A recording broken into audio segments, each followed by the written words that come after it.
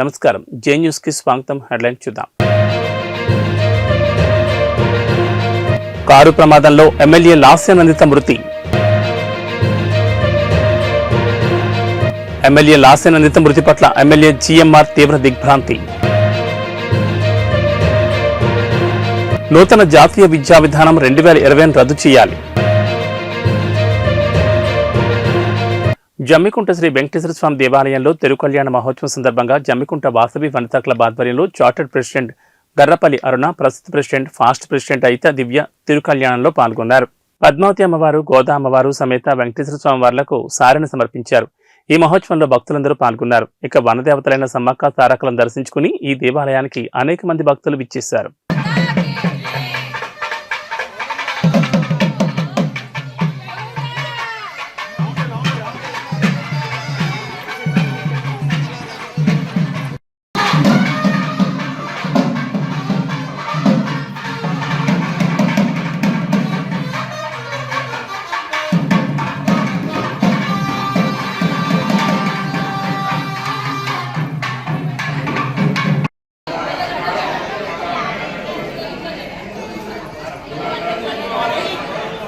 Cantonment BRS MLA Lasya Nanditha మృతి చెందారు. పటాన్చెరు సమీపంలో ఓఆర్ఆర్పై ఆమె ప్రయాణిస్తున్న కారు అదుపు తప్పి డివైడర్ ఢీకొట్టింది. దీంతో లాస్యానందిత అక్కడికక్కడే మృతి చెందారు. ఈ ప్రమాదంలో కారు డ్రైవర్కు తీవ్ర గాయాలయ్యాయి. అతన్ని చికిత్స నిమిత్తం దగ్గరలోని ఆసుపత్రికి తరలించారు. నందిత మృతితో కుటుంబ సభ్యులు, అభిమానులు, అనుచరులు కన్నీరు మున్నీరవుతున్నారు. సీనియర్ నేత ఎమ్మెల్యే సాయన్న మరణంతో ఇటీవల జరిగిన ఎన్నికల్లో ఆయన కూతురు లాస్యానందితకు బీఆర్ఎస్ కంటోన్మెంట్ సీట్ ఇచ్చారు. గత ఏడాది ఫిబ్రవరి 19న సాయన్న మృతి చెందారు. ఏడాదిలోనే తండ్రి, కూతురు మరణించారు.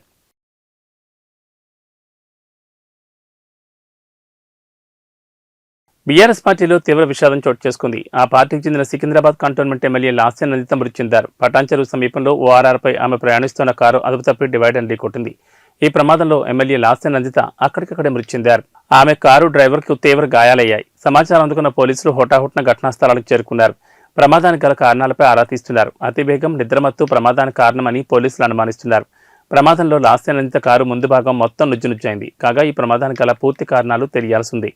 దివంగత కంటోన్మెంట్ ఎమ్మెల్యే సాయన్న కూతురే లాస్యానందిత. గత ఏడాది ఫిబ్రవరి 19న సాయన్న అనారోగ్యంతో కన్నుమూయగా ఇటీవల జరిగిన అసెంబ్లీ ఎన్నికల్లో లాస్యానందిత కంటోన్మెంట్ నుంచి పోటీ చేసి కాంగ్రెస్ అభ్యర్థి గద్దర్ కూతురు వెన్నెలపై 17,169 ఓట్ల మెజార్టీతో ఎమ్మెల్యేగా గెలుపొందారు.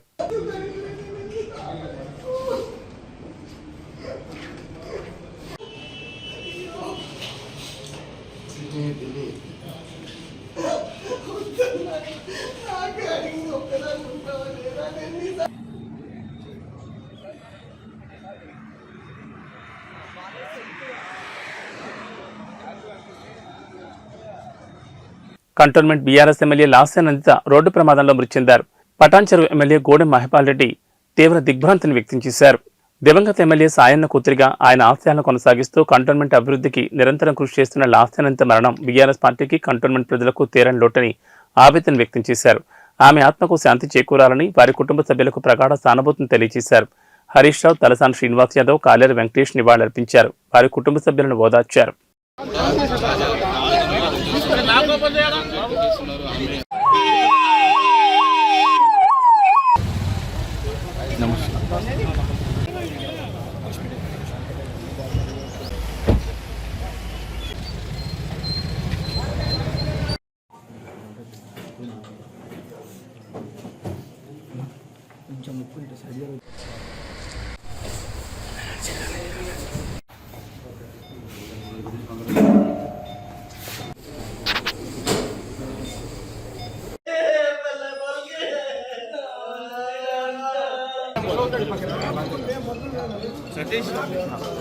సతీష్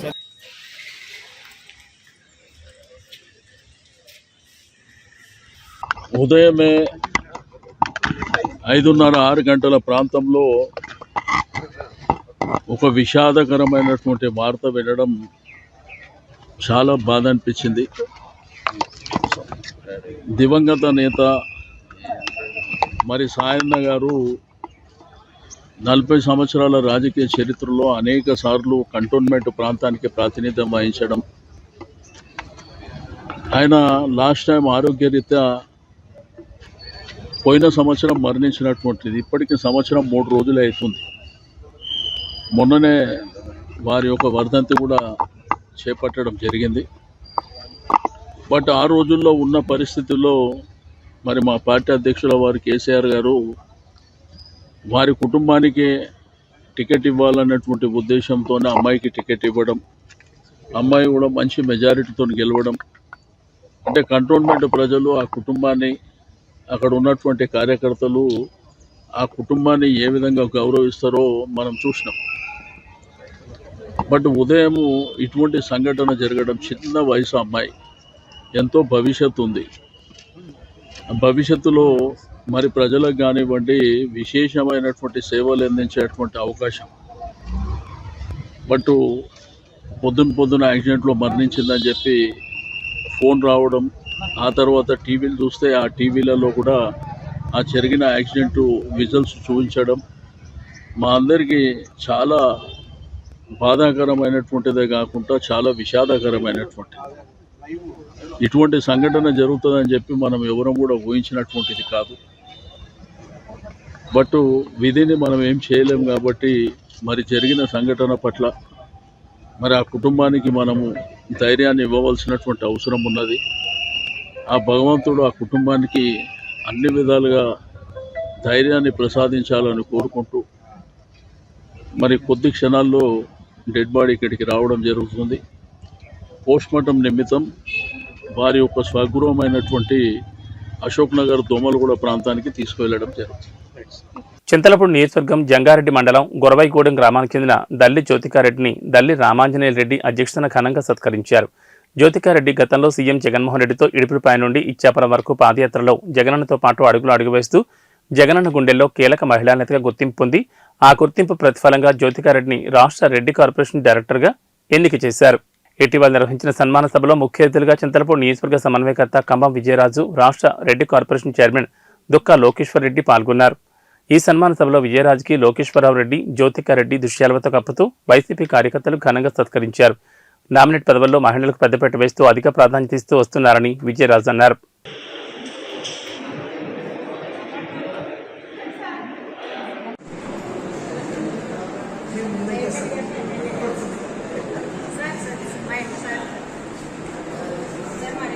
మరి మన చింతలపూడి నియోజకవర్గ సమన్వయకర్త అయినటువంటి ఖమ్మం విజయరాజు గారి దుక్కా లోకేశ్వర గారు సన్మానిస్తారు.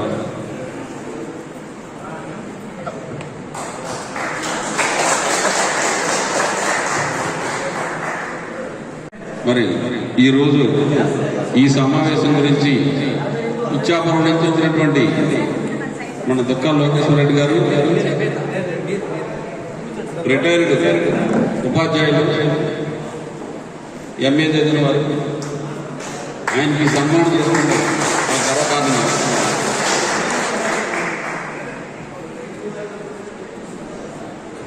డాక్టర్ బిఆర్ అంబేద్కర్ విశ్వవిద్యాలయం పాలక మండలి సభ్యులు, రాష్ట్ర మహిళా విభాగం ఉపాధ్యక్షురాలు పేడాడ రమణకుమారి పెద్ద కుమారుడు దీపక్ సరోజ్ టాలీవుడ్ హీరోగా ఎంట్రీ ఇస్తున్నారు. సిద్ధార్థరాయ్ మూవీతో ఎంట్రీ ఇస్తున్నాడు. Pre release event Hyderabad Prasad ల్యాబ్లో ఘనంగా జరిగింది. చీఫ్ గెస్టులుగా హీరో కిరణ్ అబ్బవరం, ప్రముఖ రచయిత కోన వెంకట్, దర్శకుడు త్రినాథరావు, నకిన్ హాజరయ్యారు. ఎస్ఎస్వి డైరెక్షన్లో దీపక్ సరోజ్, తన్వి నేగి జంటగా నటిస్తున్న సిద్ధార్థరాయ్ మూవీ రిలీజ్ కానుంది. సిద్ధార్థరాయ్ సంగీత దర్శకుడు రతన్, సినిమాటోగ్రాఫర్ శ్యామ్ కే నాయుడు, శ్రీ రాధా దామోదర్ స్టూడియోస్, విహీన్ క్రియేషన్స్ బ్యానర్లపై జయ అడపాక, ప్రదీప్ పుడి, సుధాకర్ బోయినా సంయుక్తంగా నిర్మిస్తున్నారు. ఈ కథ విన్నాక నన్ను నేను చూసుకున్నాను అని. ఈ కథ ఏ విధంగా స్టార్ట్ అయిందంటే, ఒకరోజు దీపక్ నేను ఆఫ్టర్నూన్ టైం లంచ్ చేసి కూర్చుని డైరెక్టర్ గారి ఫోన్ వచ్చింది. మంచి స్టోరీ ఉంది, నువ్వు చెయ్యాలి అని ఫోన్ చేసిన మెసేజ్ చేశారు. చేసినప్పుడు దీపక్ ఆలోచిస్తున్నాడు వెళ్ళాలా వద్దా అని. నేను అన్నాను, ఏమో ఏం స్టోరీ ఒకసారి వినిరా అన్నాను. వెళ్ళాడు. వెంటనే వెళ్ళి తనకు బాగా నచ్చింది ఆ స్టోరీ. బాగా నచ్చి ఇంటికి వచ్చి నైట్ వాళ్ళ ఫాదర్ నేను ఉండగా చాలా బాగుంది స్టోరీ, చేస్తే చాలా బాగుంటుంది. వెంటనే వాళ్ళ నాన్నగారు సజెస్ట్ చేశారు. ఫనీ ఇంతకుముందు అన్నారు మంచి స్టోరీ ఉంటే నేను చేస్తానని. మా ఫ్యామిలీ మెంబర్, మా అందరి అంటే చిన్నవాడైనా మేమందరం కలిసి ఉంటాం.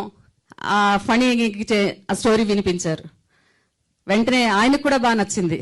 కారణం ఏంటంటే ఈ కథ వాళ్ళ క్యారెక్టర్లకి అటాచ్ అయ్యింది. Even Deepak also same. అంటే ఒక తల్లిగా నేను తను చిన్నప్పటి నుంచి పెంచిన తల్లిగా చెప్తున్నాను. అంటే తను కూడా ఒక విధంగా హయ్యర్ సైడ్ అనమాట. చిన్నప్పటి నుంచి కూడా బాగా తెలివైనవాడు, బాగా చదువుకునేవాడు, చైల్డ్ ఆర్టిస్ట్ గా సినిమాలు చేస్తూ కూడా ఎప్పుడూ కూడా క్లాస్ ఫస్ట్, ఏ క్లాస్ అయినా కూడా. ఈవెన్ బీబీఏ ఎస్ఆర్ఎం యూనివర్సిటీ కూడా యూనివర్సిటీ టాపర్ తను.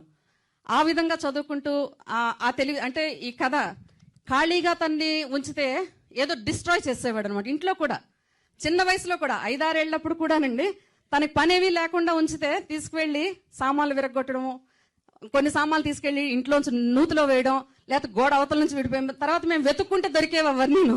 మా నాన్నగారు ఒకసారి నుయ్యి తవ్విస్తే అందులో ఇన్ని సామాన్లు వచ్చాయి మాకు. అంటే అటువంటి క్యారెక్టర్ బహుశా ఈ స్టోరీకి తన క్యారెక్టర్కి చాలా దగ్గర సంబంధం ఉంది అని చెప్పి నాకు అనిపిస్తూ ఉంటుంది. ఇప్పుడు ఇది ఎంత చూసిన తర్వాత నాకు ఎక్కువ నేను ఫీల్ అయ్యాను. ఇప్పుడు ఇంకా అందులోనే ఉన్నాను. అందువల్ల ఇంత చక్కని ఇటువంటి క్యారెక్టర్తో ఈ స్టోరీతో చేసినటువంటి డైరెక్టర్ గారికి, మరి ప్రొడ్యూసర్ గారికి, అలాగే దీపక్కి మంచి సక్సెస్ రావాలని, మరింత ముందుకు వెళ్ళాలని చెప్పి ఈ సందర్భంగా కోరుకుంటూ అందరూ థియేటర్స్కి వెళ్ళి సినిమాను చూసి వీళ్ళని ఆశీర్వదించాలని ఈ కార్యక్రమంలో మాట్లాడే అవకాశం నాకు కల్పించినందుకు ధన్యవాదాలు తెలియజేస్తున్నాను. Thank you so much. అమ్మకి మైకిస్తే ఎన్ని విషయాలు బయటకు వస్తున్నాయో చూసారా, డేంజర్ ఇది. నూతన జాతీయ విద్యా విధానం 2020 రద్దు చేయాలని అఖిల భారత విద్యార్థుల సదస్సు ప్రచార కార్యక్రమం డిమాండ్ చేసింది. ఈ నెల 25-26 హైదరాబాద్లోని సుందరయ్య విజ్ఞాన కేంద్రంలో జరిగే అఖిల భారత విద్యార్థుల సదస్సు ప్రచార కార్యక్రమంలో భాగంగా గోడపత్రికను ఆవిష్కరించారు. గత 10 సంవత్సరాలుగా కేంద్రంలో ఉన్న బీజేపీ ప్రభుత్వం విద్యా కాషాయీకరణ తీసుకొస్తుందన్నారు Osmania university research scholar Azad. కార్పొరేటీకరణను ప్రేరేపిస్తూ మనవాద సిద్ధాంతాన్ని అమలుపరచడంలో భాగంగా నూతన జాతీయ విద్యా విధానం 2020 తీసుకొచ్చే ప్రయత్నం చేస్తుందన్నారు. అలాగే నూతన జాతీయ విద్యా విధానాన్ని రద్దు చేయాలని అఖిల భారత విద్యార్థుల సదస్సు డిమాండ్ చేస్తుందన్నారు. ఈ దేశంలో శాస్త్రీయ విద్య కావాలని మేమంటున్నాం. కేంద్ర ప్రభుత్వం ఏమంటుంది? కాషాయ విద్యను చేయాలని చెప్పేసి అని కేంద్ర ప్రభుత్వం చూస్తూ ఉన్నది. అంటే ఈ విద్యా విధానాన్ని మొత్తంగా కూడా కాషాయీకరణ చేసేటువంటి పెద్ద కుట్రలు జరుగుతూ ఉన్నాయి. మేమేమంటున్నాము? శాస్త్రీయ విద్యా విధానం కావాలని అంటూ ఉన్నాం. అంతేకాకుండా మేము సమాన విద్య కావాలంటూ ఉన్నాము.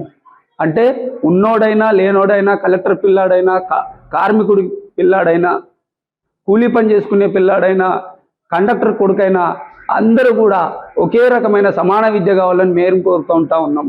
కానీ కేంద్ర ప్రభుత్వం మాత్రం సనాతన విద్య కావాలని చెప్పేసి అని వాళ్ళ కొత్త కొత్త సంస్కరణలు తీసుకొస్తూ ఉన్నది. రాష్ట్రాల్లో ఇక్కడ కూడా చర్చను, వాళ్ళ అభిప్రాయాలను ఇక్కడ కూడా తీసుకోలేదు. పార్లమెంట్లో కూడా చర్చ జరగలేదు. అదేవిధంగా విద్యావేత్తల అభిప్రాయాలు లేవు. అదేవిధంగా టీచర్లు, ప్రొఫెసర్లు, విద్యార్థి సంఘాల అభిప్రాయాలు కూడా ఇక్కడ వాళ్ళు తీసుకోలేదు. తీసుకోకుండా ఎన్ఈపీ 2020ని ఈరోజు బలవంతంగా విద్యా విధానంపై రుద్దుతూ అమలు చేసే ఒక ప్రయత్నం చేస్తూ ఉంటారు.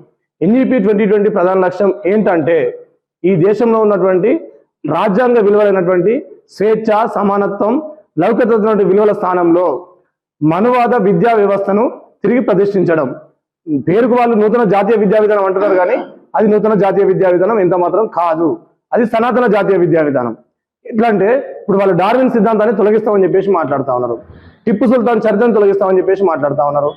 అదేవిధంగా వాళ్ళు ఇలా బ్లాక్ మ్యాజిక్ లాంటి ఒక మంత్రదండాలు, భూత కల్పనలు అనేటువంటి శాస్త్రాలను తీసుకొచ్చి వాళ్ళు పాఠ్యాంశాలుగా చేర్చేటువంటి ఒక ప్రయత్నం చేస్తూ ఉన్నారు. ఇట్లాంటి వాటన్నిటికీ ఇప్పటికే ఒక 1800 మంది శాస్త్రవేత్తలు ఏకాఏకిన దీన్ని వ్యతిరేకిస్తూ ప్రభుత్వానికి లేఖలు రాసి పంపడం జరిగింది. అదేవిధంగా వాళ్ళు కొన్ని కథలు, కల్పిత కథలైనటువంటి భగవద్గీత, రామాయణం, మహాభారతం లాంటివి అవి రచనలు. వాస్తవానికి వాటిని వాళ్ళే చెప్తున్నారు ఇవి రచనలు అని చెప్పేసి. కానీ వాటిని యథార్థ ఘటనలు అని చెప్పేసి ఈరోజు పాఠ్యాంశాలుగా చేర్చడం కోసం వాళ్ళు అనేక ప్రయత్నాలు చేయడం జరుగుతూ ఉన్నది. అదేవిధంగా ఇంకొక విషయం ఏంటంటే 6వ తరగతి నుంచే వాళ్ళు ఈరోజు వాళ్ళ వృత్తి విద్యా కోర్సులు చేపట్టి మొత్తం కూడా ఏదైతే మనవాద విద్యా వ్యవస్థ ఒక చాతుర్వర్ణ సమాజాన్ని నిర్మించిందో అట్లాంటి ఒక అంతరాలను మళ్ళీ పెంచి పోషించేందుకు కుల వృత్తుల ఆధారంగా ఇలా 6వ తరగతి నుంచి వాళ్ళు మళ్ళీ ఒక కుల వృత్తి విద్యా విధానాన్ని వాళ్ళు ప్రవేశపెట్టే ప్రయత్నం చేస్తూ ఉన్నారు. అదేవిధంగా వాళ్ళు హైయర్ ఎడ్యుకేషన్ లో చూసినట్లయితే కుళ్ళు గుత్తగా ఈ దేశంలో ఉన్న విద్యారంగాన్ని అనిల్ అంబానీ, గౌతమ్ అబానీ, జిందాల్, మిట్టల్ వీళ్ళందరూ కూడా కుళ్ళు గుత్త అమ్మేటువంటి ఒక ప్రయత్నం చేస్తూ ఉన్నారు. దాంట్లో భాగంగానే వాళ్ళు మల్టీ డిసిప్లినరీ ఇన్స్టిట్యూషన్స్ అని చెప్పేసి ఒక మల్టీ డిసిప్లినరీ ఇన్స్టిట్యూషన్ చెప్పేసి విశ్వవిద్యాలయ స్థాయిలో ఒక కార్పొరేట్ విశ్వవిద్యాలయం వాళ్ళు తయారు చేసే ప్రయత్నం చేస్తూ ఉన్నారు. ఇప్పటికే తెలంగాణలో చూసుకున్నట్లయితే ప్రైవేట్ విశ్వవిద్యాలయాలు వచ్చి కూడా పేదలకు విద్యను దూరం చేసే ప్రయత్నం చేస్తూ ఉన్నారు. దాంట్లో రిజర్వేషన్స్ ఉన్నాయి, ఫెలోషిప్స్ ఉన్నాయి, ఏముండయి. వాళ్ళకు ఒక ఫీజులు దండుకోవడం మాత్రమే వాళ్ళ ప్రధాన లక్ష్యంగా, లాభార్జన లక్ష్యంగానే ఈ రోజు ప్రైవేట్ యూనివర్సిటీ వచ్చింది. దాని క్రమంలో ఈ రోజు మల్టీ డిసిప్లినరీ ఇన్స్టిట్యూషన్ అని చెప్పేసి కొత్తగా అనిల్ అంబానీకి, గౌతమ్ అదానికి, అదేవిధంగా ఈ మిట్టల్ జిందల్ లాంటి బడా వ్యాపారవేత్తలకు ఈ దేశంలో ఉన్నటువంటి విద్యారంగాన్ని తగ్గబెట్టే ప్రయత్నం చేస్తూ ఉన్నారు. దీంట్లో భాగంగా వాళ్ళు కోర్సుల సరళీకరణ అనేటువంటి ఒక పద్ధతిని తీసుకొస్తా ఉన్నారు. కోర్సుల సరళీకరణ అంటే ఏంది?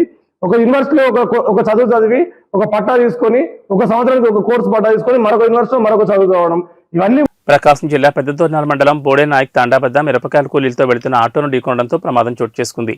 లారీ శ్రీశైలం నుంచి దోర్నాల వైపుగా వచ్చే క్రమంలో ఆటోను అధిగమించిపోయి లారీ చివర ఉన్న గొలుసు ఆటోకు తగులుకోవడంతో ప్రమాదం సంభవించింది.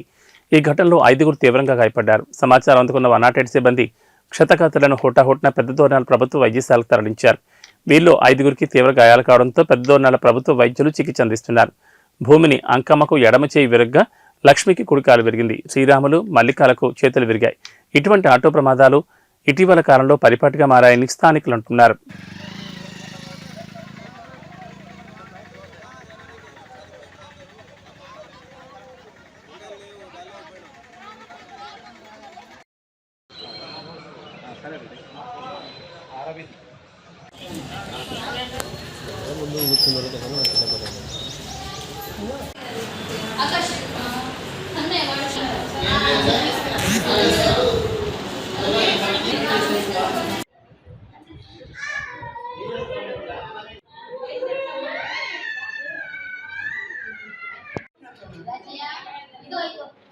ఏబీ బులెటిన్ విశేషాలు. నమస్కారం.